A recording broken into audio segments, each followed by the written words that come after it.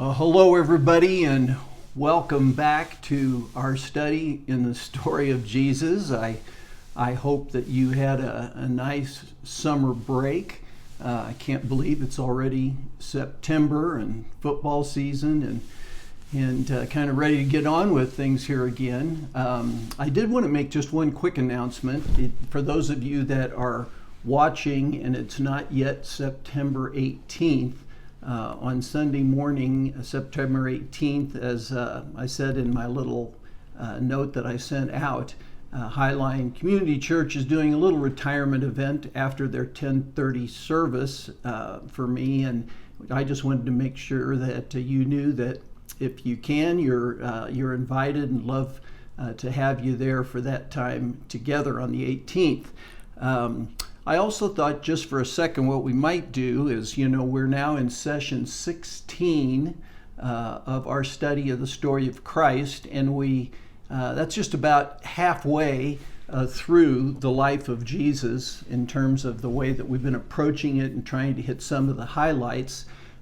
It's also part 3, you might think, of the 4 different areas of ministry or periods of ministry that a lot of biblical scholars point to. You might remember that we started out down here in Judea, particularly around Jerusalem, even though at one point Jesus traveled up to Cana, which was in Galilee. But this early part that's only contained in the Gospel of John is usually referred to as the early Judean ministry.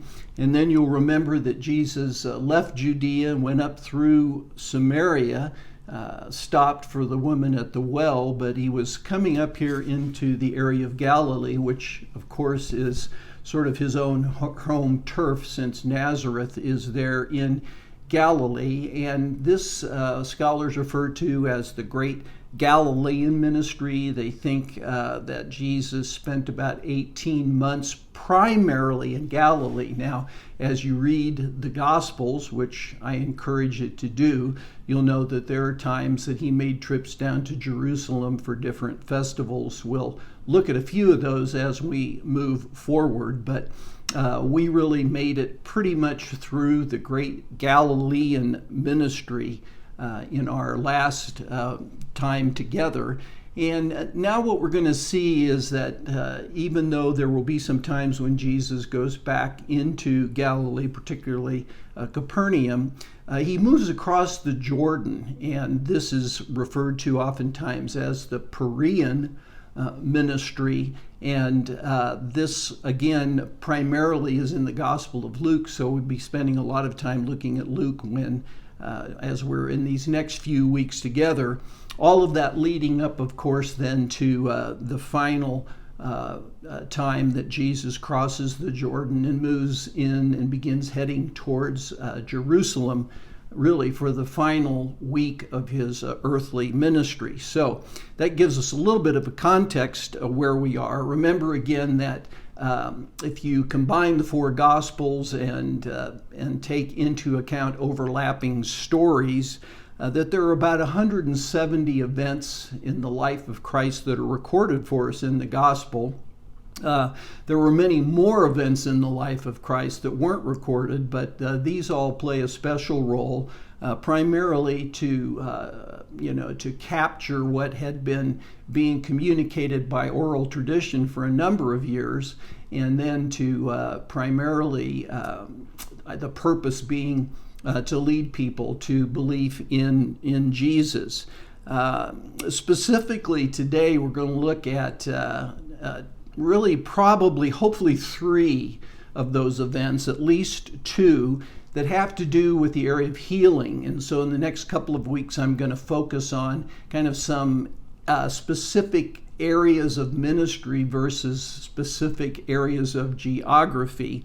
But today we'll be looking at some events where Jesus exercised his healing power. So really the primary theme here is the fact that Jesus is a healer. Now, there are going to be many other healing events that come in the Gospels, and there actually have been a few that have preceded this particular session. You'll remember the healing of the paralytic. Depending on which Gospel you read, also the healing of Peter's mother when Jesus comes to Capernaum, and again, so many healing events that take place because Jesus was a healer. You also might remember that our last two sessions, Jesus was down the road a bit from Capernaum at a place that we now refer to as the Mount of Beatitudes, and we looked a little bit at two kind of major areas of the Sermon on the Mount. Again, I can't emphasize enough that I would encourage you to read Matthew chapters 5 through 7. They're just some of the greatest passages in the Gospels. And we just hit two highlights, one being the first of the four of the Beatitudes, where Jesus talks about how to be truly happy, and then our last session on the Lord's Prayer and how that was probably given not only as something to be used at rote in terms of a liturgy, but also perhaps as a pattern of different areas to include in our time of prayer. So we move down from the mount, and what's going to happen is Jesus is going to head back to Capernaum immediately. And Luke chapter 7, got back here. Excuse me a second while I get to the right slide. There we go. Luke chapter 7 begins this way. When Jesus had finished saying all this, that is the Sermon on the Mount, in the hearing of the people, he entered Capernaum. And there a centurion's servant, whom his master valued highly, was sick and about to die. The centurion heard of Jesus and sent some elders of the Jews to him, asking him to come and heal his servant. This is a story that's only found in Luke and Matthew. Neither Mark nor John record it. We know that now the 12 are following him. He's called them to himself right before the Sermon on the Mount. And also what we're going to see is as he leaves the Mount of Beatitudes and begins to head back from this area, Mount of Beatitudes, back over to the area of Capernaum where you see the other star there, that a group of people are actually following them. And we pick up the story as Jesus and his friends are about to enter Capernaum, which again, remember, has become his home base. And what we see is a group of older Jewish men, elders, approaching him with a real attitude of humility, I think. And I can imagine one of them, perhaps the leader of the group, approaches Jesus about this situation with the centurion servant. And Sir Laurence Olivier here from Franco Zeffirelli's Jesus of Nazareth, but we'll imagine he's the elder that approaches Jesus. And when he does, he makes this statement to him about the centurion. This man deserves to have you do this because he loves our nation and has built our synagogue. Matthew actually tells us, Matthew's version of the story actually has the centurion himself coming to Jesus, but here in Luke we're told that he has sent this group of elders. Elders again living in Capernaum, and what we're told is that his servant, or really his slave, is dying. Matthew adds to Luke's comments and says that the servant was paralyzed and in terrible suffering. Though the centurion has heard about Jesus, and I imagine it was hard to live in Capernaum and not have heard about him. And so he asks the elders if they would ask Jesus to heal his servant. And again, he's being told that the centurion, deserves to have that happen because he loves our nation and he has built our synagogue. Let me just stop and say that is an amazing statement there, that you have a Roman centurion who loves the Jews and who actually has built the synagogue in Capernaum. To understand how amazing that is, you need to know a little bit about a centurion. A centurion in the Roman army was a commander of an infantry unit, usually somewhere between 80 and 100 men. It was called a century, and therefore the leader was a centurion. Within the Roman army, 5,000 men made up a legion. 50 to 60 of the centuries, units of those 100 men, made up a cohort. And unlike sort of the higher ranking officers within the army who were typically political appointees, the centurions were men that had been promoted from within the army for their bravery and their skill. The Romans themselves considered the centurions to be the backbone of the Roman army, and they were really responsible for maintaining discipline in the lower ranks and also administering punishments such as beatings if a soldier was out of line. And they fought alongside the men that they commanded. And generally speaking, most common soldiers liked or at least respected them. On the battlefield, the centurions, they wore the same armor and helmets that were identical to the gear that was used by their men. And what distinguished them was that they had on their helmets a horsehair or a feather ornament called a crest, and that would help identify them in the midst of battle to keep from confusion that in fact this was a centurion. Now, what I think we can conclude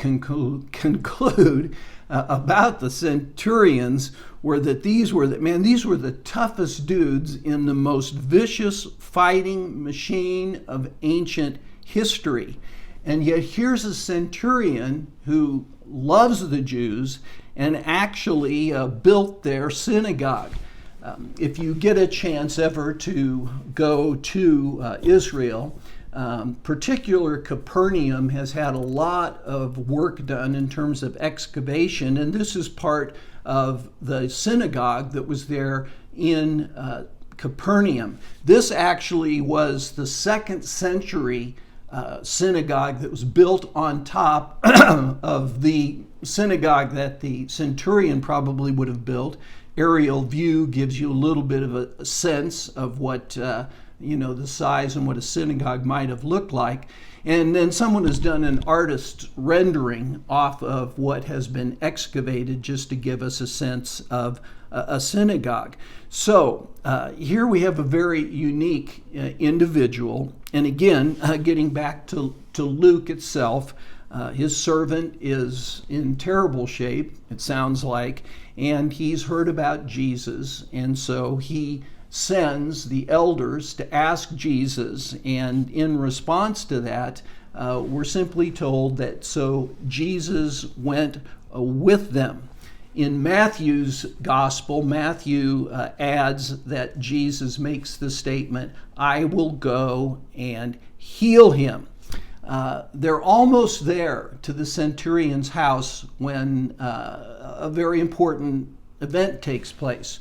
We're told he wasn't far from the house when the centurion sent friends to say to him, "Lord, don't trouble yourself, for I do not deserve to have you come under my roof. That's why I did not even consider myself worthy to come to you." Now, I should say, again, it's interesting because we're told in Matthew that it actually was a centurion, but that could have been a way of simply phrasing that he was behind sending the people that came. But here in Luke, the centurion says, "That's why I didn't even consider myself worthy to come to you, but say the word, and my servant will be healed. Now, again, you know the backstory there of what would happen. The centurion, again, hears that Jesus is coming to his house, but he feels unworthy to have Jesus come. That's why he sent the elders, according to Luke. Kind of rare, I should say, a humble centurion who views Jesus as someone of such importance that he doesn't even deserve to have him come into his house. So he sends this message with his friends, might be actually other centurions or soldiers who would have probably been his friends. And then we see this message that he sends, and then he goes on to say this: "For I myself am a man under authority, with soldiers under me. I tell this one, go, and he goes, and that one, come, and he comes. I say to my servant, do this, and he does it." In other words, he's recognizing Jesus' authority and power to heal his servant, but he has such faith in Jesus that he believes that Jesus has authority simply to say the word and his servant will be healed. I imagine if we were watching this particular scene that I think maybe Jesus' face, it might be kind of a combination perhaps of a little surprised and perhaps pleased. And so he turns to his followers and the elders, and he makes this statement. When Jesus heard this, he was amazed at him, at the centurion, and turning to the crowd following him, he said, "I tell you, I have not found such great faith even in Israel." One of the things that you will notice, I think, as you read through the Gospels is that there are so many healings that take place, but there seems to be no specific pattern. Jesus healed in a number of different ways. We'll see some of that as we look a little bit further on in this piece of the story. But here, he doesn't even go to the person that's sick. As a matter of fact, we don't really hear him say anything other than the fact that the servant, in fact, has been healed. And again, this great statement that he hasn't found that kind of faith, the faith of the centurion, even among the Jews in Israel. Matthew says, makes the statement, "Go, it will be done just as you believed it would." Luke doesn't contain that, but what we are told is this: "Then the men who had been sent returned to the house and found the servant well." And so we have a remote healing here by Jesus as he heads back to Capernaum from the Sermon on the Mount. And I think just, again, the point that I want to make is that Jesus is a healer. It's really an intimate part of who he was and what he did. And he healed a lot of people. He didn't heal everyone in the world that was ill, but there were specific people that either came to him or that he ran across. You might remember that one healing was a woman who had some kind of a hemorrhage for 12 years. She simply touched the hem of his garment and was healed. And Jesus makes an interesting statement in that specific instance because he makes the statement, "I felt power go out from me." So that's the only time we're really told that there's some effect on Jesus himself when he performs a healing. As I was working on this, I was reminded of the fact that I have to say that healing is really something I don't understand. I think it is something that Jesus said that his followers would do. I think that throughout history we have seen examples of people who have been prayed for and who have been healed. Perhaps, some of you have had that experience. You see a few people healed, but certainly you see a lot of people that are prayed for that God chooses not to heal. And oftentimes, we don't know the reasons for that. I was thinking just of a list of people that were very close to me that had some kind of a disease that were prayed for long periods of time, and they still died from the disease. My spiritual father and mentor, Rich Beach, thousands of people praying for him to be healed from his cancer, prostate cancer that had metastasized, and really, in Rich's case, God sort of gave him 15 more years after he first, contracted the disease, but ultimately, Richard died, and he was a great Christian leader, and he, if anyone, in my mind, should have been healed, Richard would have been one of those kinds of people. Of course, my first wife, Allison, for 7 years, as she fought Alzheimer's, again, thousands of people prayed for her, and the elders prayed for her, and she had people that supposedly had gifts of healing praying for her. But she wasn't healed, and she went home to be with the Lord. Really, just over the summer, two very close friends of mine that were, again, really major Christian leaders. My friend Peb Jackson from Colorado Springs, one of the most amazing people I've ever met. Peb also was fighting metastasized prostate cancer, and he had a period where there was remission, but ultimately it came back, and we lost Peb in the spring.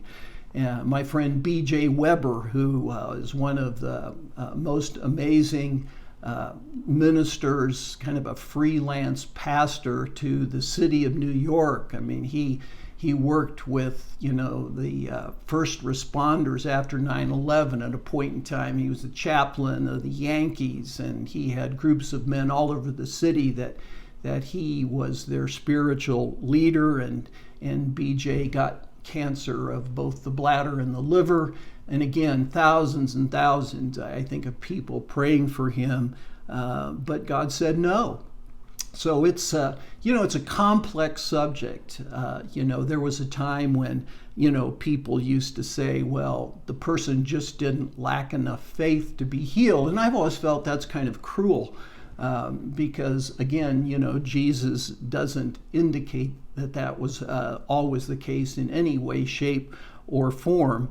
Kind of in a humorous vein, I can remember many years ago, that one of the elders at the church I happened to be working at the time believed that if you were going to be healed, you really needed to claim that. And I can remember one time being with him when he just had this horrendous cold, and I made mention of it. I said, "Boy, you've really got a bad cold." And his response to me was something along the line, well, actually, I've been healed, I just still have the symptoms. And because of his theology, he needed to claim that he had been healed. And I kind of, again, just because I was kind of a smart aleck in those days, I guess I said to him, well, I would pray that God doesn't heal you, gives you the illness back, but takes away the symptoms,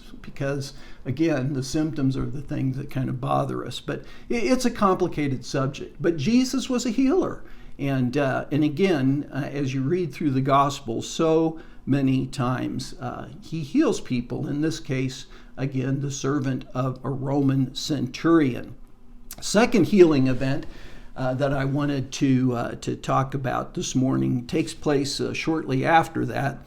As a matter of fact, I think the text actually says soon afterward, Jesus went to a town called Nain, and his disciples and a large crowd went along with him.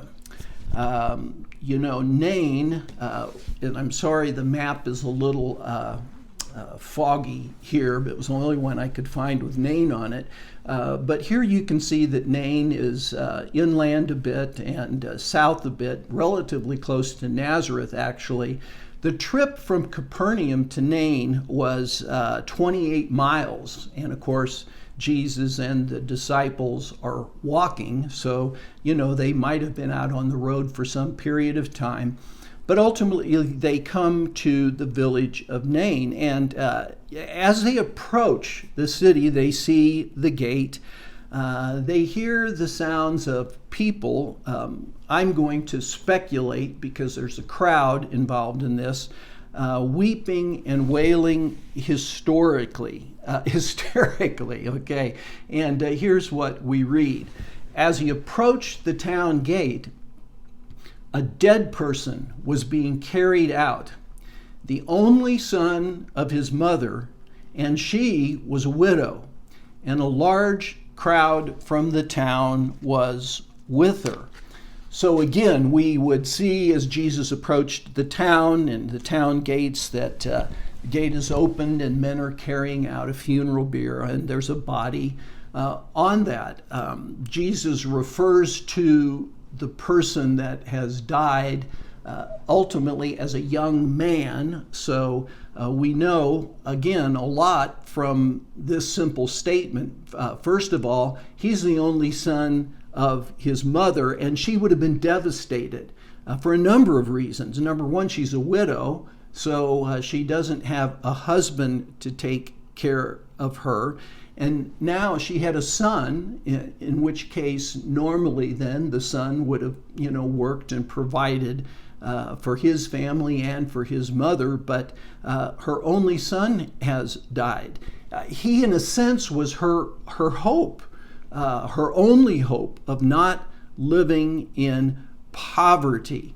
And as Jesus sees this, it's almost as if we can see again on his face an immense empathy, and we're actually told that his heart goes out to her. So Luke says when the Lord saw her, his heart went out to her, and he simply speaks two words: don't cry, which at the moment probably seemed maybe even insensitive to the situation.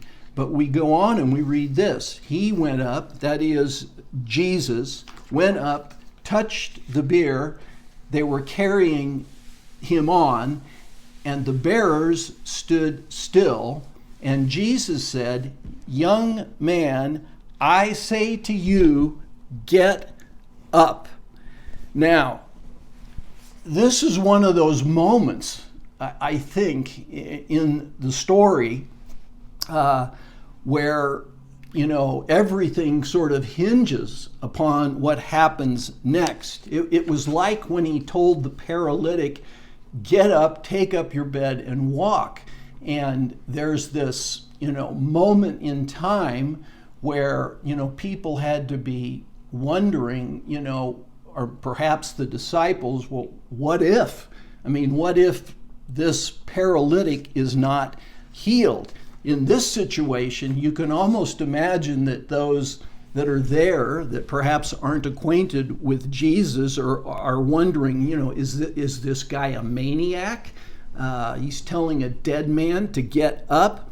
And maybe even the disciples were kind of shocked, maybe even asking the question, so what do we do if nothing happens? Healing a cripple is one thing, but calling a person back from the dead is something else. And so I imagine this moment of dramatic pause after Jesus has said, "Young man, I say to you, get up." And if you were there and were watching, kind of slowly, you'd begin to see the top of a young man's head begin to sit up, and he's alive. And so we're told the dead man sat up and began to talk, and Jesus gave him back to his mother. I mean, this was an amazing moment. I think it's easy to read through this story and not kind of feel how just intense and amazing this moment was. I mean, again, Jesus has just raised someone from the dead, and people were amazed. We're told that the crowd, they were all filled with awe and praised God. A great prophet has appeared among us, they said. God has come to help his people. And this news about Jesus spread throughout Judea and the surrounding country.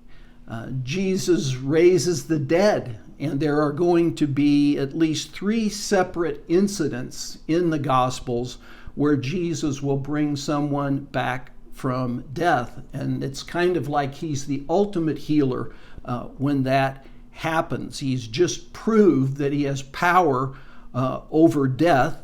And it's interesting because basically, really the purpose of the miracles, other than accomplishing whatever it was that needed to get done, but primarily the purpose of the miracles, and we'll look at some more of those in the weeks to come, by the way, was to demonstrate who Jesus was. They were sometimes translated miraculous signs, and the purpose to bring people to faith in Jesus as the Savior and as the Messiah. So again, Jesus is a healer. I knew I'd have a little bit of time this morning because I knew that was going to go quick. I'm going to do something I've really never done before, which is I'm simply going to read you one more healing incident from the life of Jesus. And it's one of my favorites. It takes place just a little bit later, and it's found in John chapter 9.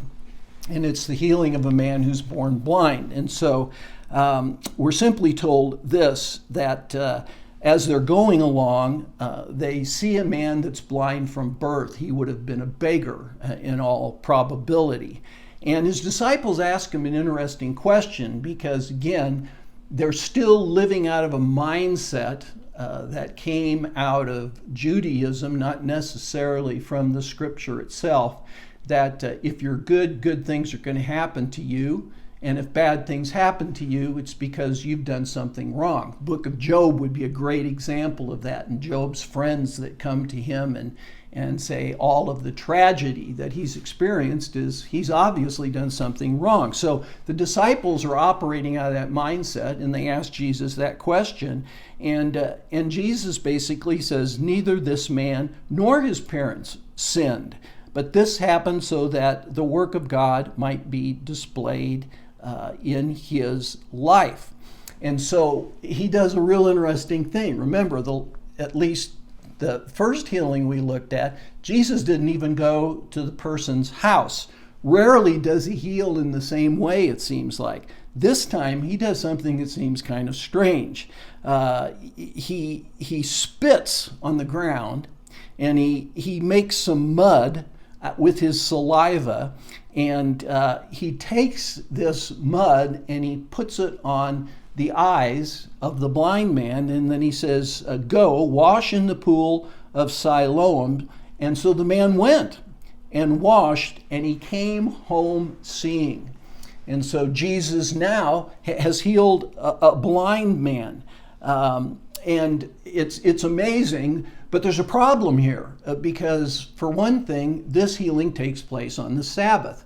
And so the religious leaders, who again are just so under and locked into the law, they're upset about this. Anytime Jesus did something on a Sabbath, they got quite upset. And again, I should point out that as we move into this sort of third phase of Jesus' ministry, we're really going to see a big turn take place from this amazing popularity that he's been enjoying, although bits and pieces along the way, we've gotten little indications that the religious leaders, particularly the Pharisees, they don't trust him. They think he's probably a fraud. And now he's healed this blind man on the Sabbath, and they're upset.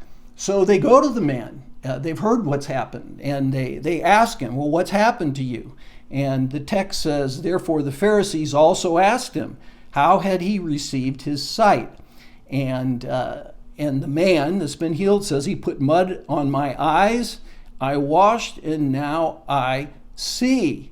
And again, the man, he doesn't even know who Jesus is at this point in time that's been healed. But they keep pressing him. They're trying to find a reason to, accuse Jesus of, a crime here, breaking the Sabbath. They even go to the man's parents and say, is this your son? Was he really born blind? And the parents kind of dance around the issue a little bit, because what we're told is that anybody that acknowledged at this point that Jesus was the Christ, that they would be excommunicated from the synagogue. And so again, the parents say, hey, ask our son. We don't know what happened. Ask our son. And so a second time, we're told, they summoned the man who had been blind, and they make this statement. Give glory to God, they said. We know this man is a sinner.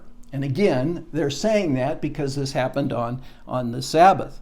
And the man, and I love this reply, it's one of my favorite little verses in the Gospels. And he replies to them, whether he is a sinner or not, I don't know.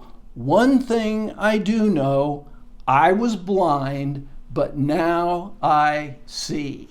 And of course, John Newton takes that and uses it in his great hymn, Amazing Grace. But again, what a great response to these people. I don't know. I'm not quite sure. I don't know exactly whether this guy's a sinner or not. The only thing I know, I was blind and now I see. And that's, of course, one of the greatest testimonies to who Jesus was that we see in the gospel. And again, they don't buy it. Okay, and so again, they're asking, what, are you this fellow's disciple now? And they ask him again, what did he do? How did he open your eyes? And the response is, I've told you already and you didn't listen. Why do you want to hear it again? Do you want to become a disciple too? And of course, they get angry about that. And they say, we're disciples of Moses, but as for this fellow, we don't even know where he comes from. And the guy is very bold, the previously blind man. He answers, now that's remarkable. You don't know where he comes from, yet he opened my eyes. We know that God doesn't listen to sinners. He listens to the godly man who does his will. Nobody has ever heard of opening the eyes of a man born blind.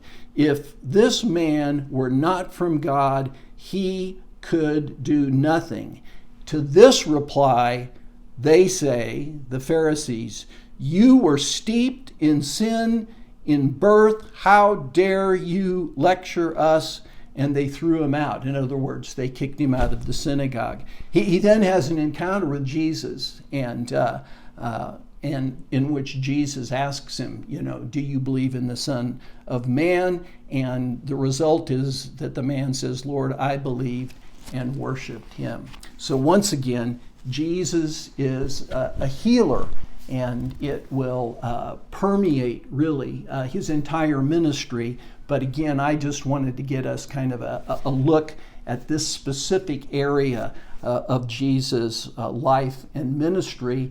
And over the next couple of weeks, I'm going to zero in on a couple of other things. I think 1 week I'm going to deal with the whole area of the demonic and look at Jesus providing deliverance from that, and talk a little bit about that background. And 1 week we're actually going to look at miracles, and again, get this sense of how that fit into the ministry of Jesus. So we're back at it. We'll be back again next week, and thanks for tuning in however you did to tune into this video, and we'll see you next week.